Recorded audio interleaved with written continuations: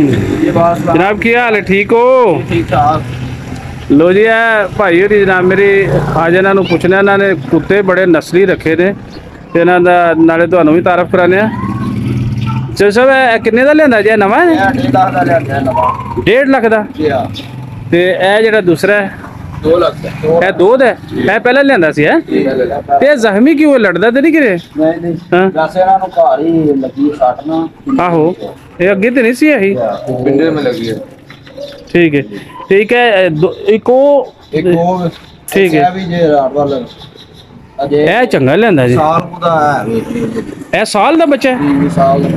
यानी एक साल च देखो ना। ते ठीक है। वो जितने भी ये विनर है। अच्छा एक शो जितया भी है, ये किन्ने लाख दा? एक 1.5 लाख रुपए दा लग गया घर दा। नहीं मतलब कि वो जेह्ड़े गेम जितदे हो ओह्दे पैसे लभदे ने? ट्रॉफी लग गई। अच्छा ओह्दी ट्राफी जी जी है, यानी एक ट्राफी इन्हें जित्ती है। जी जी जीती ठीक है ते डिग्री है। हैं? डिग्री है।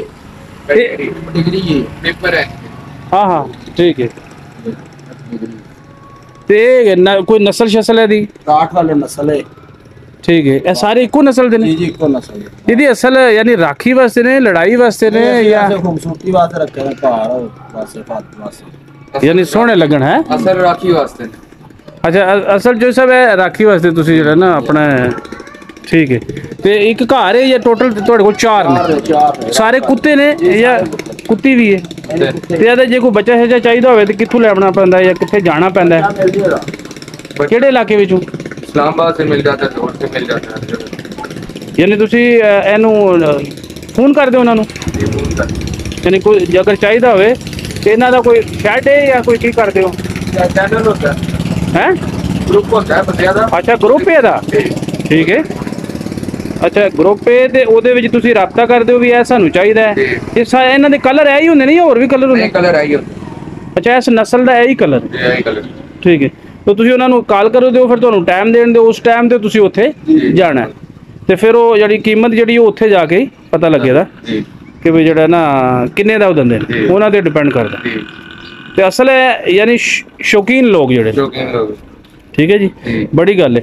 ਤੇ ਇਹ ਤੀਸਰਾ ਕਿੱਥੇ ਜੋ ਉਹਨੂੰ ਵੀ ਲਿਆਓ ਜ਼ਰਾ ਅੱਗੇ। ਹਾਂਜੀ ਇਹ ਤੀਸਰਾ ਵੀ ਆ ਗਿਆ। ਅੱਛਾ ਇਹਨਾਂ ਦੇ ਕੋਈ ਨਾਂ ਪੱਲਾ ਵੀ ਰੱਖਿਆ ਹੈ? ये जैक ना आया था। ਅੱਛਾ ਤੁਸੀਂ ਇਹ ਜਿੱਥੇ ਵੀ ਹੋਵੇਗਾ ਅਗਰ ਤੁਸੀਂ ਆਵਾਜ਼ ਮਾਰ ਦਿਓ ਤੇ ਪਹੁੰਚੇਗਾ। जी जी पहुंच जाएगा। ਬੜੀ ਗੱਲ ਹੈ। ਤੇ ਇਹਦਾ ਕੀ ਨਾਂ ਹੈ ਜੀ? जैक ते है बुलेट। ਬੁਲਟ। ਅੱਛਾ ਇਹਦਾ ਕੀ ਨਾਂ ਹੈ? टाइसन। ਟਾਈਸਨ। जी ਅੱਛਾ ਇਹ ਨਵਾਂ ਯਾਰ, ਮੈਨੂੰ ਵਧਾਈ ਨਾ ਵੀ ਇਹਦਾ ਕੰਟਰੋਲ ਰੱਖੀ ਹੈ। ਅੱਛਾ ਇਹ ਬੜੇ ਖਤਰਨਾਕ ਬੰਦੇ ਨੂੰ ਜਨਾਬ ਮੇਰੀ ਨੁਕਸਾਨ ਦਿੰਦੇ ਨੇ? वैसे ग्रेसिव होता है।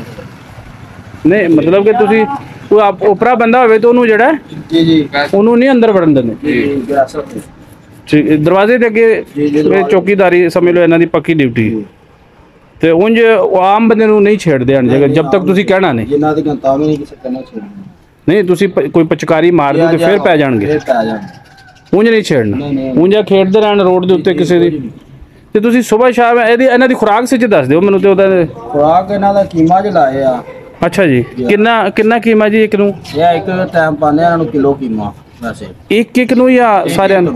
ਅੱਛਾ ਕਿਲੋ पाने विच कीमा पाने आलू पाने आ ਮਿਕਸ ਕਰਕੇ जी मिक्स करके। ਇਹ ਪਕਾ ਕੇ ਜਾਂ ਕੱਚਾ? जी जी पका के। अच्छा, पका के? खुराक देता हैं?